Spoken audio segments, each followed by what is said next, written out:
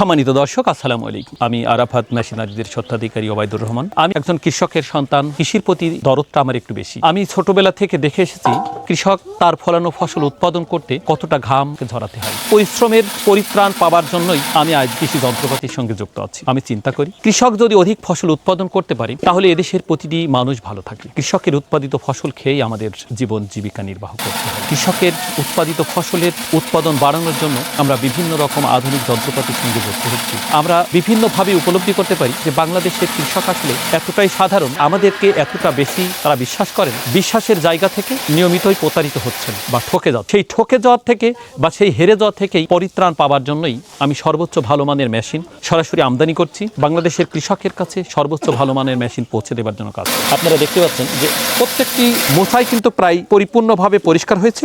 হয়তো একটা দুইটা এর সঙ্গে রয়ে গেছে, সেগুলোর একটু কারণ হচ্ছে যে একেবারেই কাঁচা ভুট্টা ভেঙে নিয়ে আসছে মাঠ থেকে, তারপরেই কিন্তু এই মেশিনের মাধ্যমে মাড়াই করে। যেহেতু সময় স্বল্পতা, বৃষ্টি বাদলের সময় হতে পারে, যে কোনো প্রাকৃতিক দুর্যোগ হতে পারে, অধিক পরিশ্রমের ফসল যদি ঘরে তুলতে ব্যাহত হয় তাহলে কিন্তু তার মনের কাছে আরো অনেক কষ্ট পাই।